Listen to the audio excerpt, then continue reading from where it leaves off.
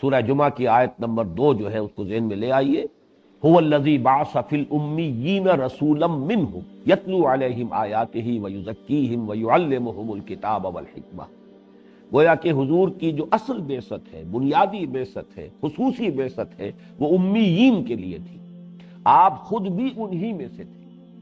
لہذا اللہ تعالیٰ کی جو سنت رسولوں کے باب میں رہی ہے کہ جس قوم کی طرف بھی کوئی رسول بھیجا گیا، اگر اس قوم نے ان کی دعوت کو قبول کرنے سے انکار کیا، اگر وہ انکار بحیثیت مجموعی تھا کہ معدود چند لوگ شاذ لوگ ایمان لائے، باقی پوری قوم جو ہے انکار پر اور کفر پر اڑی رہی، تو پھر پوری قوم کو تہس نہس کیا گیا، ہلاک کر دیا گیا، نسیم منسیہ کر دیا گیا. کأن لم یغنوا فیہا، ایسے ہو گئے جیسے تھے ہی نہیں. لا یرا الا مساکنہم، اب ان کے مسکن ہیں لیکن ان میں بسنے والے جو مقیم تھے ان کا نام و نشان نہیں رہا. کہیں فرمایا گیا کہ قطع دابر القوم الذین ظلموا، ظالم قوم کی جڑ کاٹ دی گئی. یہ عذاب آتا رہا ان قوموں کا. وہ جو سنت ہے اللہ تعالیٰ کی، نبی اکرم صلی اللہ علیہ وسلم کا معاملہ جو ہے اس اعتبار سے مختلف رہا کہ یہ جو امیین تھے، امیین میں پھر نوٹ کر لیجئے بنیادی طور پر بنی اسماعیل، وہ ان کا اصل نیوکلیس ہے. حضور ان میں سے تھے نسلی اعتبار سے، لیکن چونکہ جزیرہ نماء عرب میں بنی اسماعیل کو اقتدار اور غلبہ اور تسلط حاصل تھا، تو اہل کتاب کو چھوڑتے ہوئے یہود اور نصارہ جو بھی جزیرہ نماء عرب میں آباد تھے ان کے معاملے کو علیحدہ رکھتے ہوئے بقیہ تمام مشرکین جو تھے عرب کے، چونکہ وہ خانہ کعبہ کو اپنا مرکز تسلیم کرتے تھے اور اس کے متولی ہونے کی حیثیت سے قریش کی سیادت کو قبول کیے ہوئے تھے، لہذا وہ بھی بنی اسماعیل کے ساتھ طبعاً شامل ہیں. اب اس قوم کا معاملہ یہ رہا ہے، خاص طور پر بنی اسماعیل کا، کہ مکے والوں نے اگرچہ جب تک ہجرت ہوئی ہے ان کی اکثریت نے ایمان قبول نہیں کیا، لیکن بہرحال ایک اچھی بھلی تعداد کے اندر لگ بھگ 200-250 افراد تو وہ تھے کہ جو حضور صلی اللہ علیہ وسلم کے ساتھ ہجرت کر کے مدینے پہنچے. اتنی بڑی جمعیت جو ہے، جو کہ پھر کفایت کر رہی ہے کہ انہوں نے جو اقدام کیے ہیں، بعد میں آپ کو معلوم ہے تفصیل سے یہ بات سامنے آ چکی ہے پچھلے دروس میں، کہ 6 مہینے کے بعد سے جو آپ نے اقدام شروع کیا ہے قریش مکہ کے خلاف، اور جتنی بھی مہمات بھیجی ہیں، 8 مہمیں بدر سے پہلے جن میں سے 4 میں آپ خود بھی شریک رہے، اس لیے وہ غزوات کہلاتے ہیں.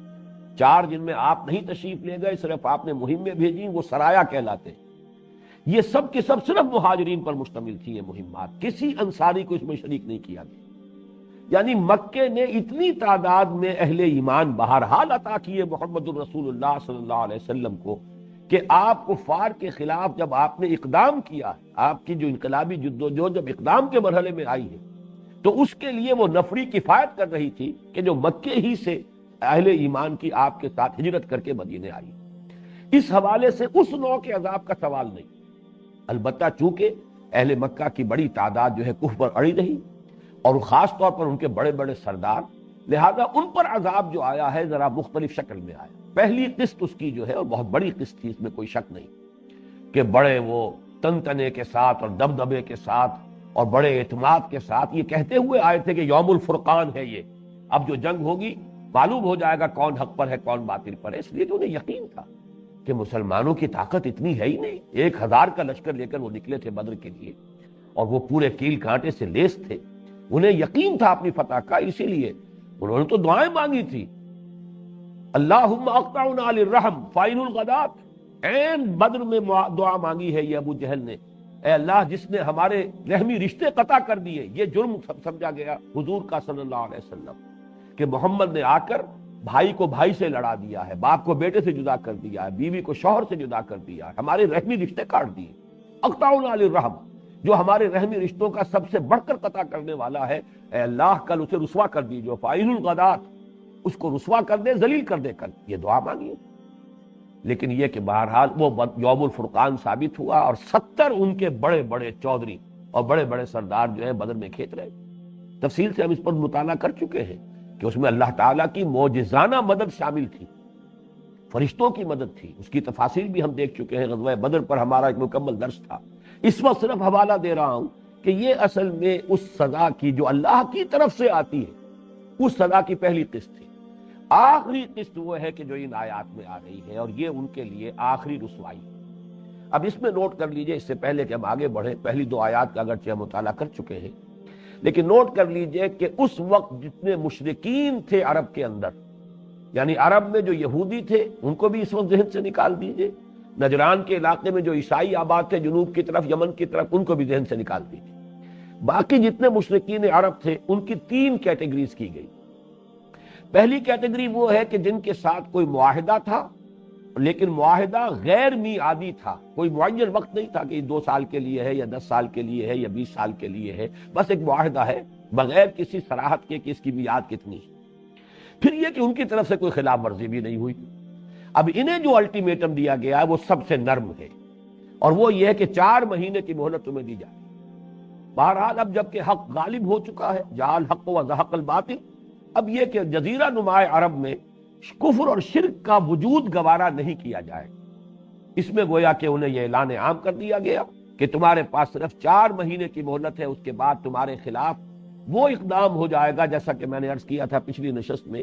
کہ جدید جو عسکری اصطلاح ہے اس میں اس کو کہا جائے گا موپنگ اپ آپریشن۔ کسی جنگ میں اگر کسی ایک فوج کو فتح حاصل ہو جاتی ہے، فتح تو حاصل ہو گئی، لیکن یہ کہ کہیں کہیں کوئی پاکٹس آف ریزسٹنس ابھی باقی ہے، تو اب آخری پھر مرحلہ ہوتا ہے صفائی کا، موپنگ اپ آپریشن، کہ وہ تمام پاکٹس آف ریزسٹنس جو ہے ان کا صفایا کر دیا جائے، ان کو ختم کر دیا جائے۔ تو یہ گویا کہ موپنگ اپ آپریشن ہے حضور صلی اللہ علیہ وسلم کا جزیرہ نماء عرب میں دین کے غالب ہو جانے کے بعد۔ تو پہلا تو معاملہ ان کا ہوا کہ جن کی غیر میعادی مصالحت تھی، معاہدے تھے لیکن یہ کہ ان میں میعاد نہیں تھی۔ نمبر 2 یہ کہ ان کی طرف سے ابھی تک کوئی خلاف ورزی بھی نہیں ہوئی تھی، لیکن اصل خلاف ورزی تو یہ تھی کہ اللہ کے رسول کی دعوت کو انہوں نے رد کیا، قبول نہیں کیا۔ سزا تو اصل میں اس کی ملنی ہے جیسے کہ اس سے پہلے کے کفار کو ملتی رہی ہے۔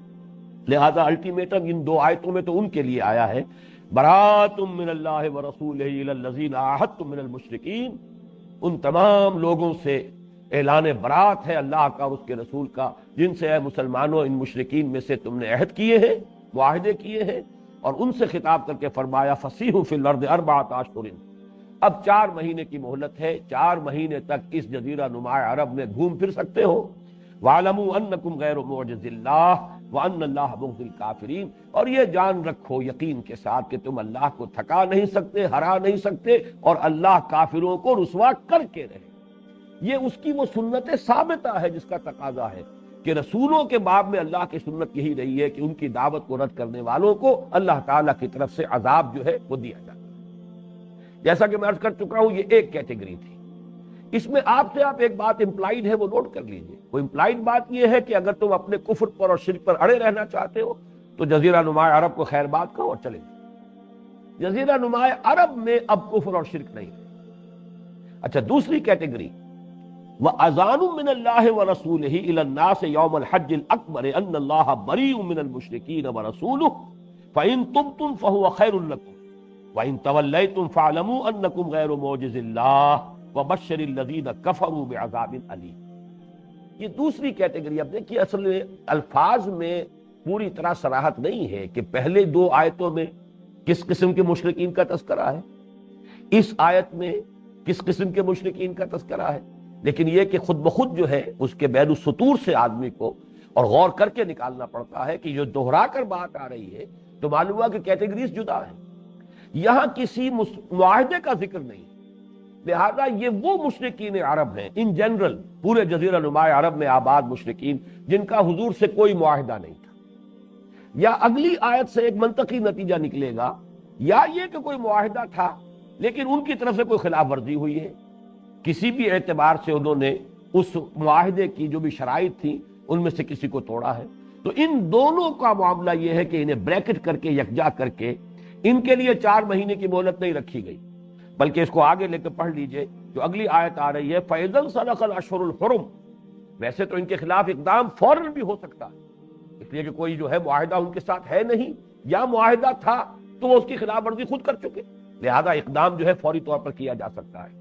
لیکن چونکہ یہ موسم حج ہے، اشہر حرم جو ہے ان کی حرمت درمیان میں رکاوٹ ہے، انہیں امان اگر ملی ہے تو وہ اشہر حرم کی وجہ سے ملی ہے۔ بعض لوگوں نے خام خواہ محنت کی ہے 4 مہینوں کو ان اشہر حرم کے ساتھ ان کے ساتھ تطابق ثابت کرنے کے لیے 4 مہینے کیسے بنیں گے، حالانکہ ظاہر بات ہے کہ جب یہ آیات سنائی گئی ہیں حج کے دن، حج اکبر، اب اس میں بعد میں عرض کروں گا کہ وہ 9ویں تاریخ تھی یا 10ویں تاریخ تھی، یہ دونوں رائے موجود ہیں، تو ذی الحجہ کی 9ویں یا 10ویں کو یہ آیات جو ہے مشرکین کو سنائی جا رہی ہیں۔ اب اس کے بعد فَإِذَا انسَلَخَ الْأَشْهُرُ الْحُرُمُ، اشہر حرم جو ہے تو ذی الحجہ ہے، اور اس کے بعد صرف محرم ہے۔ گویا کہ ان کے پاس جو ہے صرف 1.25 مہینے کی یا 1.5 مہینے کی صرف میعاد بچی ہے۔ اس کے فوراً بعد جو ہے ان کے خلاف وہ اقدام شروع ہو جائے گا، وہ موپنگ اپ آپریشن اس کا آغاز ہو جائے گا۔ تو اس میں در حقیقت تطبیق دینے کی ضرورت ہی نہیں،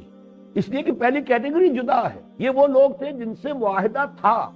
اور معاہدے میں انہوں نے ابھی تک کوئی ان کی طرف سے خلاف ورزی نہیں ہوئی، لہذا ان کو رعایت دی گئی ہے کہ 4 مہینے کی مہلت۔ گویا کہ ان کے لیے تو ابھی ذی الحجہ کے بعد محرم، صفر، ربیع الاول، ربیع الثانی تک کی مہلت موجود تھی، ان 4 مہینوں سے پہلے ان کے خلاف اقدام نہیں ہو سکتا تھا۔ لیکن جن لوگوں سے کوئی معاہدہ تھا ہی نہیں، یا معاہدہ تو تھا لیکن وہ اس معاہدے کی کوئی خلاف ورزی کر چکے ہیں، اس اعتبار سے اب مسلمانوں پر، حضور پر صلی اللہ علیہ وسلم کوئی اخلاقی پابندی نہیں ہے، اقدام فوراً کر سکتے ہیں۔ البتہ انہیں اللہ تعالیٰ کی طرف سے یہ کہیے کہ ایک امان مل گئی ہے کہ فَإِذَا انسَلَخَ الْأَشْهُرُ الْحُرُمُ، جب یہ اشہر حرم ختم ہو جائیں، یہ محترم مہینے، حج کے مہینے، یہ جب ختم ہو جائیں، اس لیے کہ یہ 4 مہینے ہوتے تھے عرب میں جو اشہر حرم ہے۔ اگلی آیت میں جو ہم نے آخری آیت اس آج کے درس میں ہم پڑھیں گے، اس میں اس کی وضاحت موجود ہے۔ منہا اربعۃ حرم، 12 مہینے سال کے ہیں جن میں 4 جو ہے وہ حرم، ان میں 4 جو ہے وہ ذی قعدہ، ذی الحجہ اور محرم، یہ تو تھے حج کے لیے، اور رجب کا مہینہ ان کے ہاں مخصوص تھا عمرے کے لیے۔ ظاہر بات ہے کہ حج ہوتا ہے ذی الحجہ میں، تو 1 مہینہ اس سے پہلے، تاکہ جو لوگ آ رہے ہیں دور دراز سے چل کر آ رہے ہیں، 1 مہینہ انہیں امان رہے، وہ حج کے لیے آ رہے ہیں، ان کے اوپر کوئی حملہ نہ ہو، پھر وہ واپس جائیں گے حج کے بعد۔ تو گویا کہ ذی قعدہ، ذی الحجہ اور محرم 3 مہینے تھے کہ جو مسلسل تھے اشہر حرم میں، اور 4تھا مہینہ پھر جو ان کے ہاں عمرے کے لیے مخصوص تھا وہ رجب کا مہینہ تھا۔ یہ کل 4 مہینے اشہر حرم تھے۔ تو گویا کہ اس طرح اللہ تعالیٰ کی طرف سے انہیں ایک امان مل گئی ہے، اگرچہ وہ اس امان کے مستحق نہیں ہے، نہ ان سے کوئی معاہدہ تھا، یا تھا تو وہ اس معاہدے کی خلاف ورزی کر کے گویا کہ سزا کے مستحق ہو چکے، اس کے باوجود انہیں ایک مہلت دی گئی، اور وہ مہلت ہے اشہر حرم کی وجہ سے۔ البتہ اس میں اس درمیانی آیت میں ایک استثناء کیا گیا، یہ تیسری کیٹیگری ہے، اِلَّا الَّذِينَ عَاهَدتُّم مِّنَ الْمُشْرِكِينَ، سوائے ان کے، یہ تیسری کیٹیگری ہے، جن سے تم نے مشرکین میں سے وہ لوگ جن سے تم نے معاہدہ کیا، ثُمَّ لَمْ يَنْقُصُوكُمْ شَيْئًا، پھر یہ کہ انہوں نے اس میں کوئی کمی نہیں کی، کوئی ان کی طرف سے خلاف ورزی نہیں ہوئی، کوئی انہوں نے معاہدے کی کسی شق کو توڑا نہیں، وَلَمْ يُظَاهِرُوا عَلَيْكُمْ أَحَدًا، اور نہ ہی تمہارے خلاف کسی کے ساتھ کسی کی مدد کی، کسی کے ساتھ گٹھ جوڑ کیا، تمہارے خلاف جو ہے کسی سازش میں شریک ہوئے۔ یہ وہی لفظ مظاہرہ پھر آ گیا ہے، مظاہرہ کہتے ہیں ظہر، کمر کو پیٹھ سے پیٹھ جوڑ لینا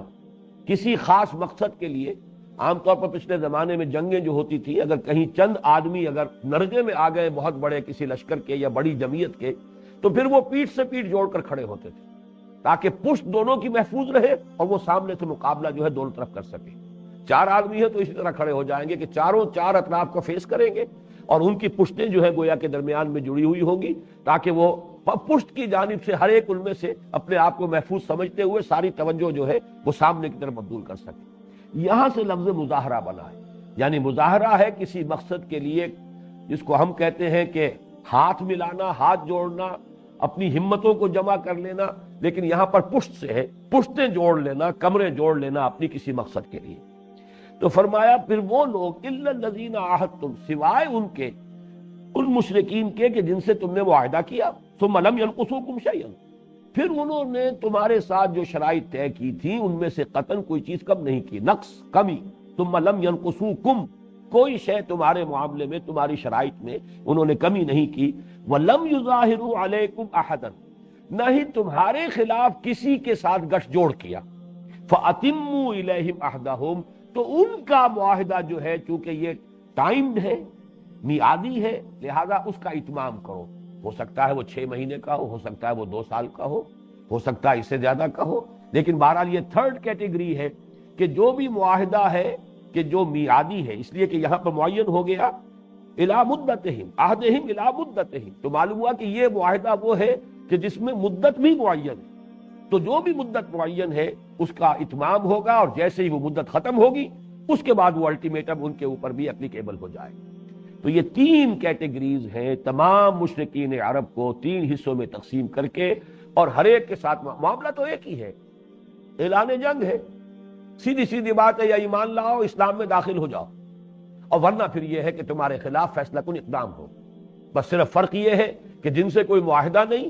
یا جنہوں نے معاہدہ تو کیا تھا لیکن خلاف ورزی کی ہے، ان کے لیے کسی مہلت کی ضرورت نہیں۔ البتہ اشہر حرم جو ہے وہ درمیان میں حائل ہے، لہذا صرف اتنی انہیں مہلت مل گئی اللہ کی طرف سے کہ یہ محترم مہینے جب تک ہیں ان کے لیے عافیت ہے، اس کے بعد ان کے خلاف اقدام ہو جائے۔ وہ لوگ کہ جن سے کوئی غیر میعادی معاہدہ تھا اور ان کی طرف سے کوئی خلاف ورزی نہیں ہوئی، ان کے بارے میں فرما دیا گیا 4 مہینے کی مہلت ہے، گویا کہ ان کا معاملہ ذی الحجہ سے پھر محرم، صفر، ربیع الاول تک چلا جائے گا۔ اور تیسرے وہ ہے کہ جنہوں نے معاہدہ کیا کسی مدت تک کے لیے اور پھر اس میں خلاف ورزی کی، ان کا معاملہ، ان خلاف ورزی نہیں کی کہ کوئی کمی نہیں کی اور کہیں بھی کسی گٹھ جوڑ میں شامل نہیں ہوئے حضور کے اور مسلمانوں کے خلاف، ان کی جو بھی مدت معاہدہ ہے وہ پوری کی جائے۔ اب اس کے بعد فرمایا جو مستثنیٰ تھا، ان اللہ یحب المتقین، جب تم نے کیا ہے معاہدہ اور معاہدہ بھی کیا ایک مدت معین کے لیے، ان کی طرف سے کوئی خلاف ورزی بھی نہیں ہوئی ہے، تو ایسے لوگوں کے لیے پھر وہ جو معاہدے کی پوری مدت ہے مکمل کرنی چاہیے، یہی تقویٰ کا تقاضا ہے۔ ان اللہ یحب المتقین، اور اللہ تعالیٰ یقیناً متقیوں ہی کو پسند کرتا ہے۔ فَإِذَا انسَلَخَ الْأَشْهُرُ الْحُرُمُ، اب یہ ہے سخت ترین الفاظ جو آئے ہیں قرآن مجید میں، وہ یہ ہے، اس سے زیادہ جو ہے، اسی لیے اس سورہ مبارکہ کے بارے میں کہا جاتا ہے کہ اس کے شروع میں جو بسم اللہ نہیں لکھی گئی، میں نے دونوں نشستوں میں جن آیات کی تلاوت کی ہے تو میں نے بسم اللہ نہیں پڑھی درمیان میں، اعوذ باللہ تعوذ کے فوراً بعد جو ہے اس کو شروع کر دیا۔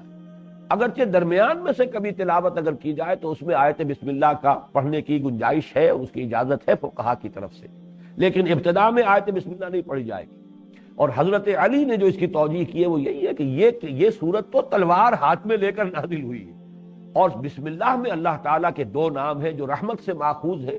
الرحمن الرحیم۔ یہ جو ہے اللہ تعالیٰ کی وہ جو سزا والی شان ہے اس کے ساتھ نازل ہوئی ہے، اللہ کے عذاب کے ساتھ، گویا کہ یہ نازل ہوئی ہے ہاتھ میں تلوار لے کر، اس حوالے سے اس میں آغاز میں بسم اللہ نہیں۔ تو یہ سخت ترین الفاظ ہیں جن پر بہت سے لوگ اعتراض بھی کر سکتے ہیں، لیکن جیسا کہ میں نے عرض کیا، اس کو اگر جو پورا فلسفہ رسالت ہے قرآن مجید کا اس کے بیک گراؤنڈ میں رکھ کر دیکھا جائے، پوری قومیں بھی تہس نہس کی گئی کہ نہیں گئی؟ فرق صرف یہی ہے کہ یہاں مسلمانوں کی تلواروں کے ذریعے سے، وہاں اللہ تعالیٰ کی طرف سے براہ راست ان کو ختم کیا گیا۔ پوری قوم نوح غرق کی گئی، پوری قوم ہود تباہ و برباد کر دی گئی، نام و نشان مٹا دیا گیا، پوری قوم صالح جو ہے ہلاک کر دی گئی، لا یرا الا مساکنہ۔ آج بھی جائیے ان کے مسکن جو ہے وہ جو پہاڑوں کے اندر کھود کھود کر انہوں نے مکان بنائے تھے آج بھی نظر آ رہے ہیں، لیکن کوئی نام و نشان نہیں رہا۔ اسی طرح وہ 2 بستیاں جو تھی سدوم اور عمورہ کی بستیاں، نام و نشان مٹ گیا، ایسا اٹھا کر پٹخا ہے ان کو زمین پر، اور پھر پتھروں کی بارش ہوئی، پہلے الٹ دی گئی اور پھر اس کے بعد یہ کہ پتھروں کی بارش ہوئی، نام و نشان مٹ گیا، کیونکہ وہ ڈیڈ سی جس کو کہتے ہیں اس کے کنارے پر ساحل پر آباد تھے دونوں شہر، معلوم ہوتا ہے کہ وہ ملبہ جو ہے اسی ڈیڈ سی کے اندر جو ہے چلا گیا، اسی لیے شاید ڈیڈ سی اس کا نام ہے، واللہ اعلم، کہ وہ تو در حقیقت بحیرہ مردار اس کا نام ہی رکھا گیا۔ تو یہ قومیں تہس نہس ہوئی اللہ تعالیٰ کے عذاب سے۔ فرق صرف یہ ہے کہ یہاں وہ عذاب مسلمانوں کے ذریعے سے آ رہا تھا، جیسے کہ ہم نے پچھلے درس میں پڑھا تھا کہ اہل ایمان سے کہا گیا کہ اے مسلمانوں تم ان منافقین کو جواب دو، فَنَحْنُ نَتَرَبَّصُ بِكُمْ، ہم منتظر ہیں کہ اللہ تعالیٰ تم پر کوئی عذاب نازل کرے اے منافقو، یا خود اپنے پاس سے، او بِأَيْدِينَا، یا ہمارے ہاتھوں تمہیں کوئی عذاب پہنچائے، یعنی ہو سکتا ہے اللہ تعالیٰ کی طرف سے اجازت مل جائے کہ ہم تمہارے خلاف اقدام کریں، منافقین کے خلاف، کیونکہ قتال نہیں ہوا۔ جہاد کا لفظ تو 2 جگہ آیا ہے قرآن مجید میں منافقین کے ساتھ بھی، یا ایھا النبی جاہد الکفار والمنافقین واغلظ علیہم ومأواہم جہنم وبئس المصیر، یہ سورہ توبہ میں بھی ہے اور سورہ تحریم میں بھی ہم پڑھ چکے ہیں۔ اے نبی صلی اللہ علیہ وسلم، ان کافروں اور منافقوں سے جہاد کیجیے اور ان پر سختی کیجیے، واغلظ علیہم۔ لیکن یہ ہے کہ قتال کا مرحلہ کبھی منافقین کے خلاف جو ہے پوری سیرت نبی میں ہمیں نظر نہیں آتا۔ تو وہاں اس قول کا مطلب یہی تھا کہ اے منافقو، تم ہمارے بارے میں امید لگائے بیٹھے ہو کہ ہم سب ہلاک ہو جائیں گے، روم کی فوجوں سے ٹکرانے جا رہے ہیں، دماغ خراب ہو گیا ان کا، یہ سب کے سب ہلاک ہو جائیں گے یا موسم کے ہاتھوں ہلاک ہو جائیں گے۔ قالوا لا تنفروا فی الحر، ایسی شدید گرمی کے موسم میں مت نکلو، کیا تمہیں ہو گیا ہے؟ رسد بھی نہیں ہے تمہارے پاس، سامان بھی نہیں ہے، سواریاں نہیں ہے، کہاں جا رہے ہیں؟ موت کے منہ میں جا رہے ہیں۔ لیکن یہ کہ ہم بھی اس انتظار میں ہیں کہ اللہ تعالیٰ خاص اپنی طرف سے کوئی عذاب تم پر نازل کرے، او بے ایدینا، یا ہمارے ہاتھوں تم پر کوئی عذاب آئے۔ تو بالکل وہی فرق ہے صرف قوم نوح، قوم ہود، قوم صالح اور یہ جو بھی قوم محمد ہے صلی اللہ علیہ وسلم، یہ بنی اسماعیل، یہ قریش مکہ، یہ مشرکین عرب، یہ حضور کی قوم ہے، بھائی مانا کہ حضور ان میں سے تھے۔ هو الذی بعث فی الامیین رسولا منہم، آپ بھی انہی میں سے تھے، لہذا ان کے بارے میں یہ سنت الہی اس طور سے پوری ہوئی ہے کہ یہ اعلان کیا گیا۔ آپ ذرا الفاظ پر غور کیجئے، کس قدر سخت الفاظ۔ فَإِذَا انسَلَخَ الْأَشْهُرُ الْحُرُمُ، تو جب یہ محترم مہینے ختم ہو جائیں، گویا کہ کل مہلت جو دی جا رہی ہے ان لوگوں کو، یہ آیت نمبر 3 اور آیت نمبر 5 یہ کیٹیگری نمبر 2 کے لیے ہے۔ آیت نمبر 1، آیت نمبر 2 یہ کیٹیگری نمبر 1 کے لیے۔ کیٹیگری نمبر 1 پھر تازہ کر دیجئے، جن سے معاہدہ تھا لیکن میعادی نہیں تھا، اور جن لوگوں نے کوئی اپنے معاہدے کے اندر کوئی خلاف ورزی نہیں کی، ان سے سب سے زیادہ نرمی برتی گئی کہ 4 مہینوں کی مہلت دے دی۔ کیٹیگری نمبر 2، یا تو کوئی معاہدہ تھا ہی نہیں، یا تھا تو ان کی طرف سے خلاف ورزی ہو چکی، لہذا وہ کسی رعایت کے مستحق نہیں، صرف انہیں رعایت فطری طور پر جو مل گئی ہے وہ اشہر حرم کی۔ جیسے ہی اشہر حرم ختم ہو جائیں گے، فَإِذَا انسَلَخَ الْأَشْهُرُ الْحُرُمُ فَاقْتُلُوا الْمُشْرِكِينَ حَيْثُ وَجَدتُّمُوهُمْ، تو قتل کرو اے مسلمانوں ان مشرکوں کو جہاں کہیں انہیں پاؤ، وَخُذُوهُمْ، انہیں پکڑو، وَاحْصُرُوهُمْ، ان کا گھیراؤ کرو۔ ذرا یہ نوٹ کیجئے کہ ہم بھی جب منہج انقلاب نبوی کا جب تفصیل کے ساتھ مطالعہ ہوتا ہے، ابھی جو پھر خطبات ہونے والے خلافت کے، اس کے آخری دن اسی پر بحث ہوگی کہ مظاہرہ، یہ لفظ مظاہرہ بھی یہاں آ گیا ہے اس آج کے درس میں، لم یظاہروا، انہوں نے مظاہرہ نہیں کیا، علیکم احدا، تمہارے خلاف کسی کے ساتھ مل کر، اسی طرح مظاہرے، اور پھر یہ کہ مظاہروں میں گھیراؤ، پکٹنگ، یہاں پہ وہ تمام الفاظ آ رہے ہیں۔ فَإِذَا انسَلَخَ الْأَشْهُرُ الْحُرُمُ فَاقْتُلُوا الْمُشْرِكِينَ حَيْثُ وَجَدتُّمُوهُمْ، تو قتل کرو ان مشرکوں کو جہاں بھی پاؤ، وَخُذُوهُمْ، انہیں پکڑو، وَاحْصُرُوهُمْ، ان کا محاصرہ کرو، ان کا گھیراؤ کرو، وَاقْعُدُوا لَهُمْ كُلَّ مَرْصَدٍ، اور ان کے لیے ہر گھات میں بیٹھو، یعنی انہیں پکڑنے کے لیے، ان پر حملہ کرنے کے لیے گھاتوں کے اندر بیٹھو، اس لیے کہ اب آخری اعلان جنگ ہے جو انہیں کیا جا رہا ہے ان کے خلاف، اور ظاہر بات ہے اذان ان کا لفظ آیا ہے، وَأَذَانٌ مِّنَ اللَّهِ وَرَسُولِهِ إِلَى النَّاسِ يَوْمَ الْحَجِّ الْأَكْبَرِ، اللہ اور اس کے رسول کی طرف سے اعلان عام ہو رہا ہے، یہ الٹیمیٹم ہے، اوپن، ایسا نہیں ہے کہ اچانک کوئی حملہ کیا جا رہا، بلکہ یہ کہ اللہ تعالیٰ کی طرف سے اعلان عام کے بعد حج اکبر سے مراد ہے حج، اور حج اصغر اصل میں عرب میں عمرے کو کہتے تھے۔ ہمارے ہاں یہ غلط العام ہے، ایک شے کہ جو مشہور ہو گئی ہے کہ اگر عرفہ جو ہے، یوم عرفہ وہ جمعے کے روز ہو تو وہ حج اکبر ہے، یہ بالکل بے بنیاد، نہ معلوم کہاں سے یہ بات شروع ہوئی، لیکن پھیل ایسی گئی ہے کہ جہاں دیکھو اس کا تذکرہ آپ کو مل جاتا ہے۔ حج اکبر سے مراد حج ہے، اور حج اصغر جو ہے عمرہ ہے، اور چونکہ حضور صلی اللہ علیہ وسلم اور مسلمانوں کے لیے پورے طور سے سکون کے ساتھ حج ادا کرنے کا بعثت کے بعد یہ پہلا موقع ہو رہا ہے، اگرچہ حضور نہیں تشریف لائے، لیکن بہرحال مسلمانوں کی امارت میں یہ حج ہے، حضرت ابو بکر امیر الحج۔ پھر نوٹ کر لیجئے کہ سن 8 میں، جیسا کہ میں نے پچھلی نشست میں عرض کیا تھا، حضور حج کر سکتے تھے، بہت سے مسلمانوں نے حج کیا، لیکن حضور نے اپنی حکمت عملی کے تحت اس سال سن 8 ہجری میں آپ نے امارت حج مشرکین ہی کے پاس رہنے دی، انہی کی زیر امارت جو ہے حج ہوا ہے سن 8 کا، اگرچہ سن 8 میں حضور فتح کر چکے ہیں مکہ مکرمہ۔ سن 9 میں اتنی تبدیلی کی کہ اب امارت جو ہے مسلمانوں کی، زیر اہتمام، زیر انتظام مسلمانوں کے، لیکن مشرکین بھی شریک ہوئے، مسلمان بھی شریک۔ جو مدینے سے قافلہ گیا 300 افراد کا تھا، حضرت ابوبکر رضی اللہ تعالیٰ عنہ کی امارت۔ لیکن پھر جو آیات نازل ہوئی ہیں 6 جو اب اس وقت ہم پڑھ رہے ہیں، ان کو لے کر پھر حضرت علی رضی اللہ تعالیٰ عنہ بعد میں آئے ہیں، اور یوم کون سا ہے یہ اس میں کئی آراء ہیں۔ ایک تو یہ کہ یوم الحج الاکبر، یوم کون سا ہے؟ ایک رائے تو یہ کہ اس سے مراد عرفے کا دن، اس لیے کہ حضور کی احادیث ہے الحج عرفہ، اصل تو حج عرفہ ہے، یہ وہ رکن ہے حج کا کہ اگر کسی سے فوت ہو جائے تو پھر وہ حج نہیں ہوا۔ باقی جتنے ہیں ارکان ان کا کوئی نہ کوئی تلافی کی شکل موجود ہے، کوئی دم دیا جا سکتا ہے، کوئی اس کا کفارہ ہو سکتا ہے، لیکن عرفہ نہیں ہوا تو حج نہیں، محروم ہو گیا انسان حج سے۔ ایک رائے یہ ہے کہ نہیں، اس سے مراد یوم النحر ہے، اس لیے کہ یوم النحر میں سب سے زیادہ جو ہے مناسک کے حج جمع ہو گئے ہیں۔ جن حضرات نے حج کیا وہ جانتے ہیں رنحت 4 یہ رے نون ہا تا، را نون ہا تا، را سے رمی، نون سے نہر اور ہا سے حلق، سر کو منڈوانا یا کتروانا، اور پھر تا سے طواف افاضہ۔ مشکل ترین دن جو ہے یہ 10ویں ذی الحجہ کی تاریخ جو ہوتی ہے یہ حج میں مشکل ترین دن ہے، اس لیے کہ یہ 4 کام اور ہجوم جو آج کل جیسا ہوتا ہے اس میں آدمی جو ہے بس اس کے لیے یوں سمجھیے کہ پسینے پسینے ہو جانے والی بات ہے، تھک کر چور ہو جاتا ہے انسان، تب کہیں جا کر یہ 4 کام جو ہے پورے کر پاتا ہے۔ تو ایک رائے یہ ہے کہ یہ 10واں، چونکہ سب سے بڑا جو ہے معاملہ مناسک حج کا وہ 10 تاریخ کو ہوتا ہے۔ ایک رائے جو ہے میرے نزدیک وہ زیادہ قوی معلوم ہوتی ہے کہ یوم سے مراد کوئی ایک یوم نہیں ہے، بلکہ عرب کا قاعدہ یہ تھا کہ یوم الجمل جب کہیں گے تو گویا کہ جنگ جمل کا پورا عرصہ مراد ہوگا۔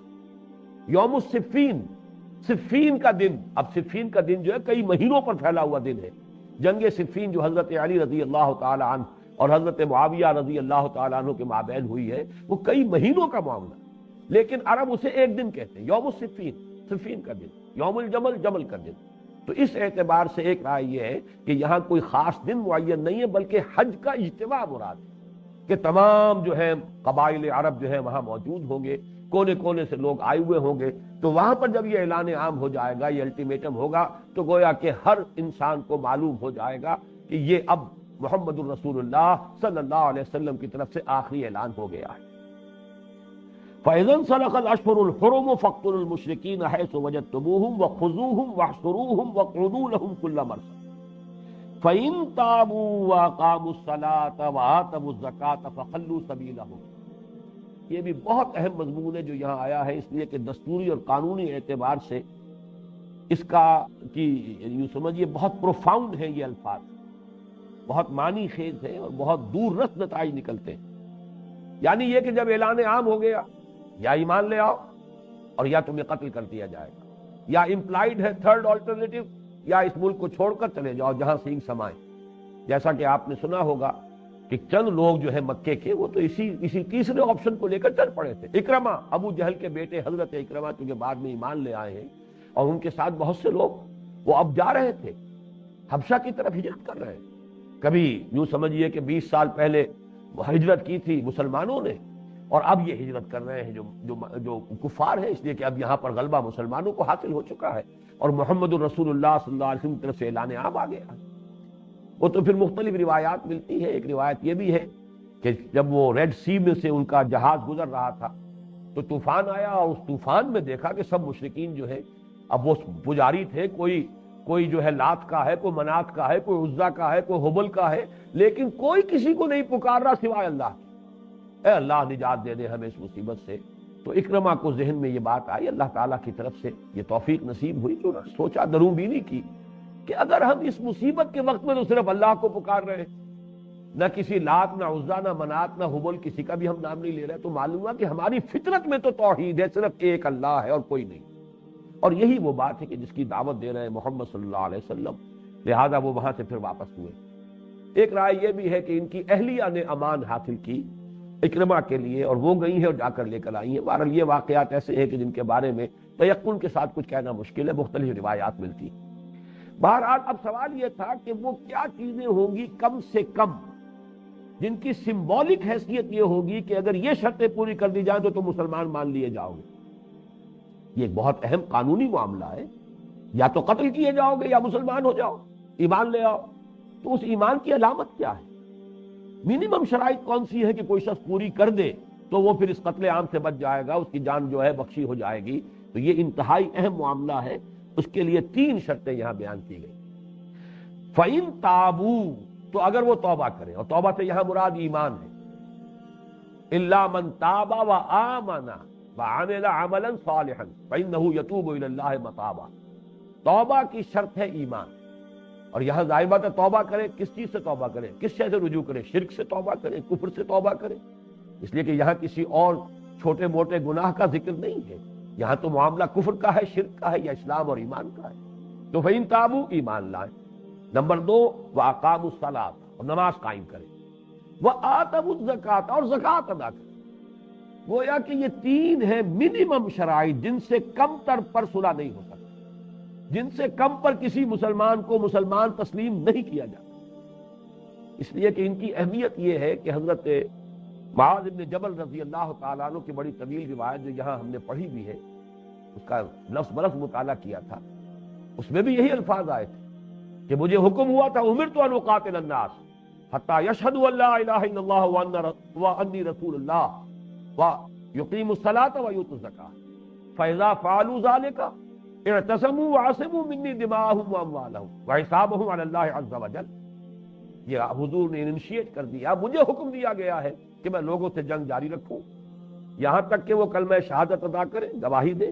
کہ اللہ کے سوا کوئی معبود نہیں، وہ تنہا ہے، اس کے ساتھ کوئی شریک نہیں، اور یہ کہ میں اس کا رسول ہوں۔ نمبر 1، نماز قائم کریں اور زکوٰۃ ادا کریں۔ جب وہ یہ کر دیں گے تو وہ بچ گئے اور انہوں نے اپنی جانیں اور مال محفوظ کر لیے، اب ان کے خلاف کوئی اقدام نہیں ہوگا۔ الا بحقھا، الا بحق الاسلام، الا یہ کہ اسلام کے قانون کی زد میں کہیں کوئی شے آ جائے، چوری کرے گا تو ہاتھ کٹ جائے گا، یہ دوسری بات ہے۔ یہ نہیں ہے کہ ہمیشہ کے لیے اسے جو ہے پروانہ مل گیا ہے کہ اس کے جسم اور مال پر کوئی اور اسی طرح کا جرم کرے گا تاوان دینا پڑ جائے گا، مال پر بھی اور جان پر بھی۔ اگر زنا کرے گا شادی شدہ ہوتے ہوئے رجم کر دیا جائے گا، لیکن وہ ہے قانون کی الا بحق الاسلام، لیکن محض کافر ہونے یا غیر مسلم ہونے کی بنا پر قتل نہیں کیا جائے۔ 3 شرطیں پوری کر دیں، کلمہ شہادت، نماز اور زکوٰۃ۔ جب یہ کر دیں گے فَإِذَا فَعَلُوا ذَلِكَ اعْتَصَمُوا وَعَصَمُوا مِنِّي دِمَاءَهُمْ وَأَمْوَالَهُمْ، تو اب انہوں نے اپنے آپ کو محفوظ کر لیا، اپنی جانیں اور مال مجھ سے انہوں نے بچا لی، مجھ سے محفوظ کر لی، الا بحق الاسلام۔ وَحِسَابُهُ عَلَى اللَّهِ، حسابهم عَلَى اللَّهِ عَزَّ وَجَلَّ۔ باقی یہ کہ وہ کلمہ شہادت دل سے پڑھ رہے ہیں یا جھوٹ موٹ کو پڑھ رہے ہیں، ایمان جو ہے واقعتاً صدق دل سے لا رہے ہیں یا منافقانہ لا رہے ہیں، اس کا حساب میرے ذمے نہیں ہے، یہ حساب اللہ کے ذمے ہے، اس کا حساب اللہ لے گا۔ دنیا میں معاملہ یہ ہے کہ یہ 3 شرطیں پوری ہو جائیں گی تو ہم انہیں دنیا میں ایک مسلمان کی حیثیت سے تسلیم کر لیں۔ چنانچہ اسی پر بیس کیا تھا حضرت ابو بکر رضی اللہ تعالی عنہ نے اپنا وہ تاریخ ساز فیصلہ کہ مانعین زکوٰۃ کے خلاف میں جنگ کروں گا، اس لیے کہ کم سے کم جن شرائط پر جنگ بند کرائی ہے اللہ تعالیٰ نے وہ یہ 3 شرطیں ہیں، کلمہ شہادت، نماز اور زکوٰۃ۔ جب زکوٰۃ بھی اس میں شامل ہے تو میں اس میں کوئی مصالحت نہیں کر سکتا، ان کے ساتھ کوئی کمپرومائز نہیں ہو سکتا، بلکہ ان کی عظیمت کا تو عالم یہ ہے کہ الفاظ یہ استعمال کیے تھے کہ خدا کی قسم اگر وہ حضور کے زمانے میں زکوٰۃ کے اونٹوں کے ساتھ ان اونٹوں کو باندھنے والی رسیاں بھی دیتے تھے، اب اگر وہ کہیں گے کہ اونٹ لے جاؤ رسی نہیں دیتے تب بھی میں جنگ، اس لیے کہ یہ بھی ایک ریویژنزم ہے، یہ بھی ایک گویا کہ ترمیم پسندی ہے۔ اور ظاہر بات ہے کہ ترمیم جب بھی ہوتی ہے، آپ کو معلوم ہے کہ چائنیز کمیونسٹ جو ہے انہوں نے رشین کمیونسٹ پر سب سے بڑا الزام یہی لگایا تھا، یہ ریویژنسٹ ہیں، انہوں نے اپنے فلسفے میں ترمیم کر لی ہے، انہوں نے کمپرومائز کر لیا ہے نیشنلزم کے ساتھ اور جو بھی کیپٹلزم ہے اس کے ساتھ، یہ جھک گئے ہیں، انہوں نے گویا شکست قبول کر لی ہے مغربی طاقتوں کے خلاف۔ یہ چارج تھا چائنیز کمیونسٹ کا رشین کمیونسٹ پر، یہ الزام تھا۔ تو حضرت ابو بکر نے جو فرمایا، اور اس میں الفاظ یہ بھی بہت تاریخی ہیں، ایبدل الدین وانا حی، کیا دین میں ترمیم کی جائے گی، دین بدل دیا جائے گا جبکہ ابھی میں زندہ ہوں، یعنی میرے جیتے جی یہ نہیں ہوں۔ تو اس میں بھی نوٹ کیجئے کہ وہ جو انتہائی اہم، جس کے بارے میں حضرت عمر تک یہ مشورہ دے رہے تھے رضی اللہ تعالیٰ عنہ کہ کچھ ذرا اس میں مصلحت کو دیکھیے، 2 محاذ پہلے کھل چکے ہیں، جیش اسامہ کو بھی آپ نے نہیں روکا، اس لیے کہ حضرت ابو بکر نے فرمایا کہ جس جیش کو تیار کیا ہو حضور نے میں اسے روک دوں۔ جیش اسامہ بھی گیا، الحمدللہ بہت کامیاب لوٹ کر آیا۔ دوسری طرف جن لوگوں نے نئی نبوتوں کے دعوے کر دیے، جھوٹے دعوے دار، ان کے خلاف جنگوں کا محاذ شروع ہو چکا ہے۔ اب یہ تیسرا محاذ نہ کھولیے، یہ مصلحت کے خلاف ہے۔ حضرت عمر رضی اللہ تعالیٰ عنہ جیسے شخص بھی اس مصلحت بینی کا مشورہ دے رہے تھے، اور حضرت ابو بکر نے یہی فرمایا تھا، عمر تمہیں کیا ہو گیا، تم جاہلیت میں تو بڑے سخت تھے، اسلام میں آ کر اتنے نرم ہو گئے، کمزوری دکھا رہے ہیں، خدا کی قسم اگر کوئی اور نہ ہوا میرے ساتھ نکلنے والا میں تنہا جاؤں گا اور جنگ۔ بہرحال وہ تو جو بھی ان کی عظیمت کے مختلف پہلو تھے اس وقت سامنے آ گئے، میں نے بیان کر دیے۔ اس درس سے متعلق یہ بات ہے کہ یہ ہے قرآن مجید میں وہ آیت، حدیث وہ معاذ بن جبل کی رضی اللہ تعالیٰ عنہ، اور قرآن کا مقام یہ ہے فَإِن تَابُوا وَأَقَامُوا الصَّلَاةَ وَآتَوُا الزَّكَاةَ فَخَلُّوا سَبِيلَهُمْ، تو پھر ان کا راستہ چھوڑ دو، پھر ان کے جان کے درپے ہونے کی ضرورت نہیں، اب وہ مسلمان ہو گئے، ان کو تسلیم کر لو گے، وہ مسلمان ہو گئے۔ ان اللہ غفور الرحیم، یقیناً اللہ تعالیٰ غفور ہے، رحیم ہے، بخشنے والا، رحم فرمانے والا۔ وَإِنْ أَحَدٌ مِّنَ الْمُشْرِكِينَ، دیکھیے کس قدر باریک بینی کے ساتھ یہ احکام دیے جا رہے ہیں ان 6 آیات میں۔ وَإِنْ أَحَدٌ مِّنَ الْمُشْرِكِينَ اسْتَجَارَكَ، اور اگر مشرکین میں سے کوئی اے نبی آپ سے پناہ طلب کرے، اتنا بڑا الٹیمیٹم ہے، یا ایمان لاؤ یا یہ کہ تمہارے خلاف جو ہے وہ اقدام ہوگا اور قتل کر دیے جاؤ گے، تو ہو سکتا ہے کوئی مشرک کہتا کہ مجھے تو پتہ ہی نہیں آپ کی دعوت کیا ہے، ایمان سے مراد کیا ہے، کس چیز کی آپ تعلیم دیتے ہیں۔ اب عرب کا کتنا بڑا علاقہ ہے، کوئی شخص ہو سکتا ہے کہ اب وہ سوچنے پر مجبور ہو جائے کہ مجھے معلوم تو ہو کہ مجھے کیا ماننا ہے، اور اس کے لیے وہ آپ کے پاس آئے اور آپ سے امان طلب کرے۔ تو فرمایا کہ وَإِنْ أَحَدٌ مِّنَ الْمُشْرِكِينَ اسْتَجَارَكَ، اگر مشرکین میں سے کوئی آپ سے امان کا طالب ہو فَأَجِرْهُ، تو اسے امان دیجئے، حَتَّى يَسْمَعَ كَلَامَ اللَّهِ، یہاں تک کہ وہ اللہ کا کلام سن لے، جو بھی اللہ کا کلام ہے اس کو سنایا جائے، پڑھایا جائے، سمجھایا جائے،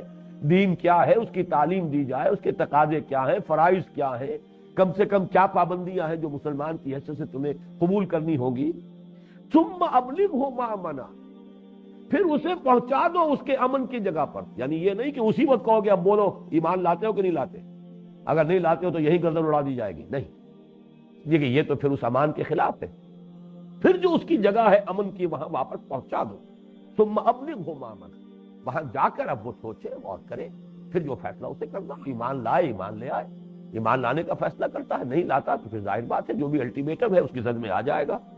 ذالک بانہم قوم لا یعلمون، یہ نرمی تو ان کے ساتھ کرنی ہوگی اس لیے کہ یہ وہ لوگ ہیں جنہیں علم نہیں ہے، یہ جانتے نہیں ہیں، لہذا کم سے کم یہ رعایت اور یہ نرمی ان کے ساتھ کی جائے کہ فوری طور پر سوال نہ کیا جائے کہ اب ایمان لا رہے ہو یا نہیں، بلکہ یہ کہ اس کے بعد انہیں ان کے امن کی جگہ پر پہنچا دیا۔ مامن، یہ امن کی جگہ، یہ جو ہے اس میں ظرف ہے، امن کی جو ایمان کی بحث ہماری ہوتی ہے اس میں اس کا حوالہ آیا کرتا ہے۔ اب 2 آیتیں اور، وقت بہت کم رہ گیا ہے، لیکن یہ کہ اسی مضمون کے ساتھ یہ آیتیں بھی ہیں جو 4 اور 5 رکوع میں آئی۔ ویسے تو یہ کہ اس رکوع کا کافی بڑا حصہ ہمیں اگلے سبق میں پڑھنا ہے، اس لیے کہ اس کے بعد جو آخری سبق ہوگا اس 5ویں حصے کا اس منتخب نصاب کے، وہ ہے کہ اب ابدی چارٹر حضور کا کیا ہے اور قرآن کا کیا ہے تا قیام قیامت، کفار کے ساتھ کیا معاملہ ہے جو مسلمانوں کو کرنے کا آخری حکم دیا گیا ہے۔ اس لیے کہ میں نے عرض کیا نا کہ چونکہ یہ تو انٹرم پیریڈ میں درمیانی درجے میں اسٹریٹجک قسم کے اقدامات تھے کہ جو حضور کرتے رہے صلی اللہ علیہ وسلم، صلح بھی ہوئی، صلح مختلف قسم کی ہوئی، مختلف نوعیتوں کی ہوئی،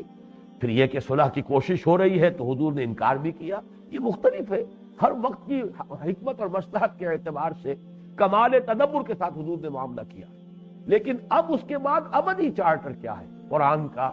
تمام نوع انسانی کے لیے، وہ ہوگا اصل میں جو ہمارا آئندہ ہفتے کو درس ہوگا۔ اس سے پہلے یہ 2 آیتیں ضرور پڑھ لیجئے۔ یا ایھا الذین آمنوا انما المشرکون نجس، یہ بھی اسی سن 9 کے حج میں جہاں حضرت علی نے یہ آیات سنائی ہے کھڑے ہو کر، وہیں یہ آیت بھی سنائی گئی اور یہ حکم بھی دے دیا گیا، اہل ایمان یہ مشرک نجس ہیں، ناپاک، فلا یقرب المسجد الحرام بعد عامہم ھذا،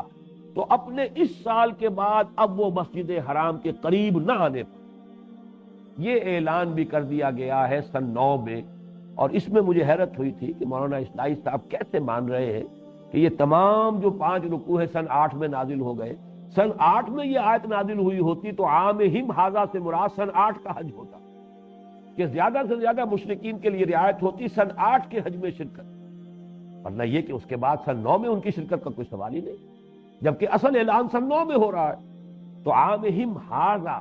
یہ جو سال ہے، اس کے سوا فلا یقرب المسجد الحرام، اب وہ مسجد حرام کے قریب بھی نہ پٹکنے پائیں۔ وَإِنْ خِفْتُمْ عَيْلَةً، اور اے مسلمانوں اگر تمہیں تنگ دستی کا خوف ہو، ظاہر بات ہے کہ حاجی آتے تھے تو ان سے آمدنی ہوتی تھی، وہ نذرانے پیش کرتے تھے، آج بھی